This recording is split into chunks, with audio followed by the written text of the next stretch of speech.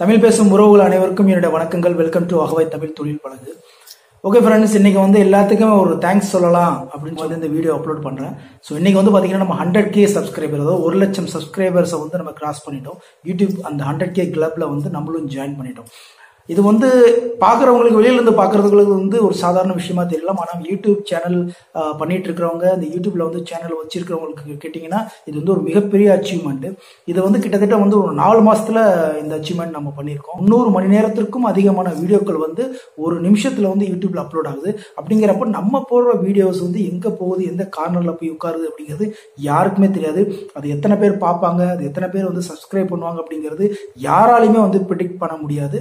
So அது வந்து பெரிய ஒரு நெகிழ்ச்சியான தருணம் அப்படின்னு கூட எனக்கு சொல்லலாம். So thank you very much for each and every subscribers and it would have not been possible without you all. So திருப்பி ஒரு தடவை என்னோட கொடான கோடி நன்றிகள் நம்ம மக்களுக்காக, நம்ம தமிழ் உறவுகளுக்காக. அதுக்கு முன்னாடி இந்த சேனலை வந்து நான் எப்படி ஸ்டார்ட் பண்ணேன், எங்கேருந்து இந்த சேனல் உருவாச்சு, இது எத்தனை நாள் வந்து இந்த விஷயங்களை வந்து நம்ம வந்து கடந்து வந்து இந்த 100K சப்ஸ்கிரைபுங்கிறத நம்ம எப்படி ரீச் ஆனோம் அப்படிங்கிறத உங்கள்கிட்ட நான் ஷேர் பண்ணிக்கிறேன். கிட்டத்தட்ட பார்த்தீங்கன்னா ஒரு 4 மாதத்துக்கு முன்னாடி, அதாவது சொல்ல போனால் 2018 அக்டோபர் 19 இந்த சேனல் நான் வந்து ஆரம்பிச்சப்போ பார்த்தீங்கன்னா நிறைய விஷயங்கள் வந்து எனக்கு மனசுக்குள்ளே போயிட்டு இருந்தது. என்ன மாதிரி விஷயங்கள் நம்ம பேசலாம், ஏன்னா யூடியூப்ல இல்லாத விஷயங்கள் கிடையவே கிடையாது. எல்லா விஷயங்களும் யூடியூப்ல இருக்கு. நம்ம என்ன விஷயங்கள் பேச போறோம், அவங்கள்ட்ட இருந்து நம்ம எப்படி நம்மளை வித்தியாசப்படுத்தி காட்ட போறோம் அப்படிங்கிற சில குழப்பங்கள், சில பல விஷயங்கள் வந்து என் மனசுக்குள்ள போயிட்டு இருந்தது, மைண்ட்குள்ள போயிட்டு இருந்தது. சரி, ஓகே, யூடியூப் சேனல் ஆரம்பிச்சது என்ன விஷயம் பேசலாம் அப்படின்னு சொல்லிட்டு நினைச்சிட்டு இருக்கிறப்போ, இந்த வேலை இல்லாமல் கிட்டத்தட்ட ஒரு 1.5 வருஷத்துக்கு முன்னாடி நான் இருந்தேன். அப்போ வந்து பார்த்தீங்கன்னா ஏதாவது தொழில் தொடங்கலாம் அப்படின்னு சொல்லிட்டு, இந்த தொழில் தொடங்குறதுக்கு என்ன பண்ணலாம், என்ன மாதிரி பிஸ்னஸ் ஸ்டார்ட் பண்ணலாம் அப்படிங்கிற நிறைய விஷயங்கள், நிறைய தகவல்களை வந்து சேகரிக்கிறதுக்கு நிறைய ஆட்களை வந்து நான் சந்திக்க நேர்ந்தது.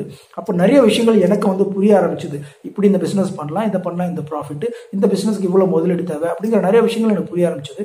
அது இல்லாமல் வந்து ஃபாரின் கண்ட்ரியில் ஒரு 15 வருஷம் நான் ஒர்க் பண்ணியிருக்கேன். இந்த வேலை அனுபவங்கள், இந்த ஃபாரின் விஷயங்கள் வந்து ஒரு 10 வருஷம் நமக்கு அனுபவம் இருக்கு.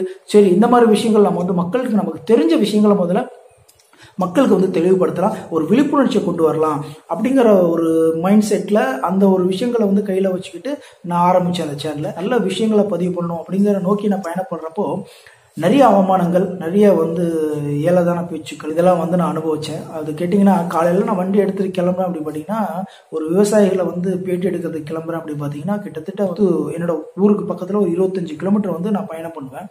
அப்போ பார்த்தீங்கன்னா ஒரு 30 பேரை ஒரு நாளைக்கு சந்திப்பேன். அந்த 30 பேரும் பார்த்தீங்கன்னா எல்லாருமே எனக்கு பேட்டி தர மாட்டாங்க. சில பேர் வந்து யாரை கேட்டு நீங்கள் உள்ளே வந்தீங்கன்னு கேட்பாங்க. சில பேர் வந்து எடுத்த உடனே வந்து தட்டி கழிச்சுவாங்க. சில பேர் நம்ம சொல்றதை புரிஞ்சுக்கிட்டு, சரி ஓகே, இந்த பையன் வந்து நம்ம என்ன கேட்கறான், நமக்கு தெரிஞ்ச தகவல்களை மற்றவங்களுக்கு சொல்லணும்னு நினைக்கிறான் அப்படின்னு புரிஞ்சுக்கிட்டு நமக்கு வந்து தகவல் கொடுப்பாங்க. நமக்கு வந்து பேட்டி தரதுக்கு சம்மந்தப்படுவாங்க. அதுக்கப்புறம் தான் அந்த பேட்டியை எடுத்து நீங்கள் இப்போ இந்த வீடியோவில் பார்த்துட்டு இருக்க எல்லா காணொலிகளும், அதாவது நான் ஆரம்ப காலகட்டத்தில் போட்ட காணொலிகள் எல்லாமே பார்த்தீங்கன்னா, ஆடுகள் எப்படி வளர்க்குறது, மாடு வளர்ப்பு எப்படி, இந்த தொழிலில் என்ன லாப நஷ்டங்கள், கோழி வளர்க்குறது எப்படி, கோழி பண்ணை வைக்கிறது எப்படி, இந்த மாதிரி விஷயங்கள் தான் ஆரம்பத்தில் என்னோட பதிவுகள் நிறைய இருந்திருக்கும். ஏன் அப்படின்னு பார்த்தீங்கன்னா, எனக்கு இந்த கோழி வளர்ப்பு, ஆடு வளர்ப்புல ஒரு அபரிதமான ஒரு ஈர்ப்பு இருந்துச்சு அந்த காலகட்டத்திலிருந்தே. அப்போ இதுல இருந்து இந்த பிசினஸ்ல நல்லபடியா லாபம் பார்த்துட்டு இருக்காங்க, ஏன் நம்ம பண்ணக்கூடாது, சரி இந்த தொழில எப்படி செய்யலாம், இதுல எவ்வளவு லாபம் வருது, எவ்வளவு நஷ்டம் வருது, இதுக்கான நுணுக்கமான விஷயங்கள் என்ன, அதெல்லாம் வந்து மக்களுக்கு தெளிவுபடுத்தலாம் அப்படின்னு சொல்லிட்டு தான் இந்த சேனல்ல வந்து முத நான் வந்து ஆரம்பிச்சப்போ அந்த மாதிரி பதிவுகளை தொடர்ந்து பதிவிட இருந்தது. அதுக்கப்புறம் கொஞ்சம் கொஞ்சமா டெவலப் பண்ணி நிறைய விஷயங்களை பேசிட்டே போனப்போ, இந்த ஃபாரின் கண்ட்ரிக்கு மக்கள் வந்து ஏமாந்துட்டு இருக்காங்களே, பணம் கொடுத்து ஏமாந்து கிட்டத்தட்ட வந்து அவங்களோட வாழ்வாதாரமே நசுக்கப்பட்டு, மக்கள் வந்து என்ன பண்றதுன்னு தெரியாம, அடுத்த லெவலுக்கும் போக முடியாம, தன்னோட கீழ் லெவலுக்கும் அடுத்து திரும்பி பார்க்க முடியாம பணம் கொடுத்து ஏமாறதை பத்தி ஒரு வீடியோ பண்ணலாம் அப்படின்னு சொல்லி ஆரம்பிச்சதுதான் இந்த வேலை வாய்ப்புகள். அதுக்கப்புறம் இந்த ஃபாரின் கண்ட்ரீஸ்ல எப்படி ஜாப் வாங்குறது, இந்த மாதிரி தொடர்ச்சியான பதிவுகளை நீங்க பார்த்துட்டு இருக்கீங்க.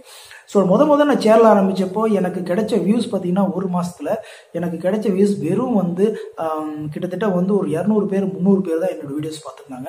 ஸோ 100 பேராவது என்னோட வீடியோஸை பார்க்க மாட்டாங்களா அப்படின்னு சொல்லிட்டு கூட நான் இயங்கிட்டு இருந்த காலம்லாம் இருக்கு. நிறைய ஃப்ரெண்ட்ஸ் சொல்லியிருக்காங்க, இதை பார்த்தீங்கன்னா நிறைய சஜஷன் கொடுத்தாங்க, இந்த மாதிரிலாம் அதை பண்ண பிரயோஜனம் கிடையாது, உங்களோட டைம் வேஸ்ட் ஆகும், இதை வந்து 2 வருஷம் 3 வருஷம் 4 வருஷம் பண்ணவங்களே இதை விட்டுட்டு போயிருக்காங்க, அந்த அளவுக்கு உங்களுக்கு வியூஸ் கிடைக்காது, சப்ஸ்கிரைபர் கிடைக்காது, உங்களால் வந்து இது சஸ்டெயின் பண்ண முடியாது, நிறைய விஷயங்கள் வந்து பேசினாங்க. நிறைய விஷயங்கள் நானும் யோசிச்சு பார்த்தேன்.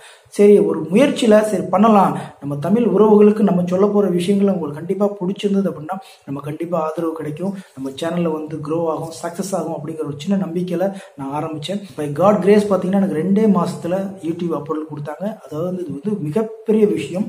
இது வந்து யூடியூப் சேனல் வச்சிருக்கவங்கள்ட்ட கேட்டிங்கன்னா அது எவ்வளோ பெரிய விஷயம்னு சொல்லுவாங்க. ஏன்னா கிட்டத்தட்ட யூடியூப் வந்து டென்ஷன் கண்டிஷன் என்ன பார்த்தீங்கன்னா, நீங்கள் ஒரு சேனலை ஆரம்பிச்சிங்க அப்படின்னா உங்களோட மானிட்டைசேஷன் அதுக்கப்புறம் பார்த்தீங்கன்னா அது வந்து ஸ்டார்ட் ஆகும். அந்த டேட்லேருந்து நீங்கள் ஸ்டார்ட் ஆகும். இந்த மானிட்டைசேஷனுக்கு என்ன எலிஜிபிலிட்டி அப்படின்னு பார்த்தீங்கன்னா, அந்த கிரைட்டேரியா என்னன்னு பார்த்தீங்கன்னா 4000 வாட்ச் ஹவர்ஸ் இருக்கணும், 1000 சப்ஸ்கிரைபர் இருக்கணும். அதுவும் வந்து 12 மாத காலத்திற்குள், அதாவது 1 வருட காலத்திற்குள் இதை நீங்க அச்சீவ் பண்ணிருக்கணும். இதை நீங்க அச்சீவ் பண்ணாதான் உங்களுக்கு யூடியூப் வந்து அப்ரூவல் தருவாங்க. அதுக்கப்புறம் தான் நீங்க மணி ஏர்ன் பண்ண முடியும் யூடியூப்ல.